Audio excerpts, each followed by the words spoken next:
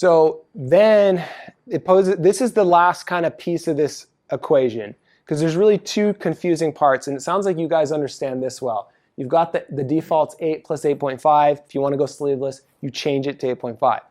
What happens when we're planning a deep implant, and it's deep in the bone, and that guide tube is sitting at 8.5, and it's like impinging on the bone? Well, obviously that thing isn't going to seat on in the mouth because that plastic's going to hit there. So how do we counteract that? Well, that's where we have to actually move the whole guide tube up and go from maybe 8.5 to 10, 10.5, 12.5. That's kind of the max. But sometimes we need to move it higher in order to accommodate the case. So I don't think we have, I think today we're going to start with the first case. We're not going to add that complexity, but I get this call a lot, like, how am I going to do this? Because it's going to hit the bone or it's going to hit the teeth. You got to raise it up. So narrow ridges, deep implant placements, adjacent anatomy, sometimes surgical convenience. You just want it to get it higher away from everything. You can increase the offset. But what do you get when you increase the offset? You get WAG factor, right? So all of these things kind of play together as you make decisions. And nobody can tell you exactly what to do and what button to push, and the software can't just predict everything. You have to be able to think a little critically. That's the whole beauty of these theories, is so you can understand. Start simple, look at it. If you have to customize, you make the customizations. If you're counter-sinking, shouldn't the offset be lesser? If you're countersinking, shouldn't the offset be lesser? So, Raise it, you're going to be short of the placement. Exactly. Yep. So that brings a question. Okay, let's say I want a 10 millimeter implant, and let's say I raise and it's 8.5 is our drill. So if I had everything based on the kit, I'd grab a 10 millimeter drill and I just hub it out, and that makes the appropriate depth. If I raise that offset, a 10 millimeter drill would be too short for where I want it. Is that where you're going? Yeah. Yep, exactly. So when you raise the offset, you have to increase the drill length to match. So this is where it gets a little, and I'm going to go back to this picture here. If you needed to raise your offset for surgical convenience or to get it where you needed it to be, you have to drill longer than the implant is. So here's how I think through that. I'm placing a 10 millimeter implant.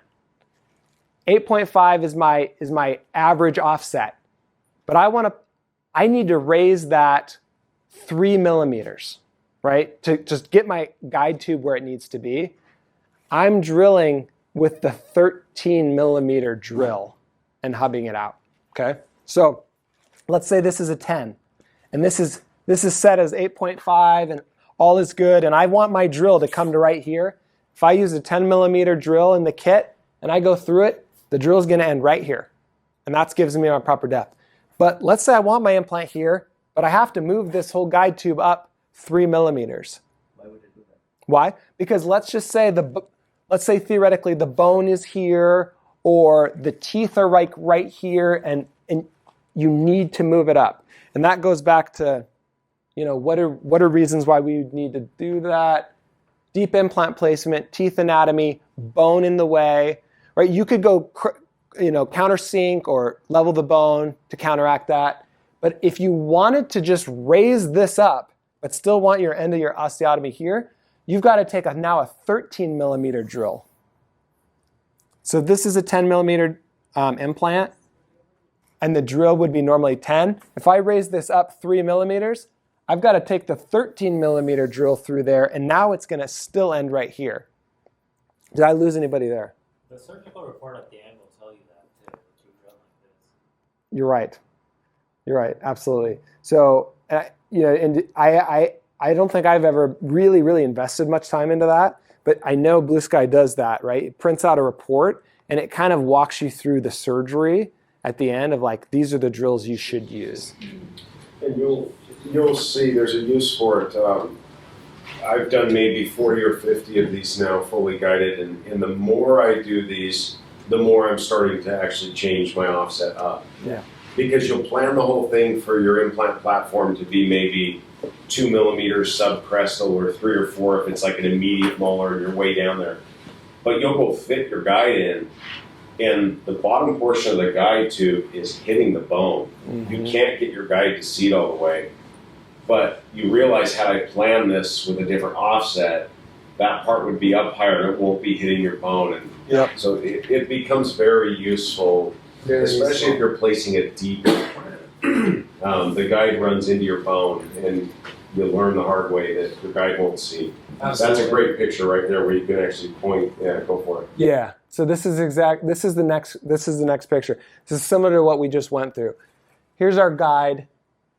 Here's our metal sleeve. You can see how that's dropping in. This is all the engagement we're getting. We're not getting any of this. We're just getting this like we talked about. This is 0.5 millimeters, but this is going to show us our depth here.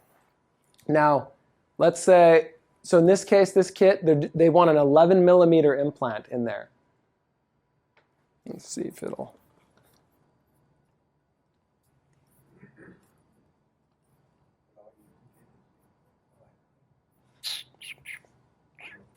I have to come back to that. Shoot.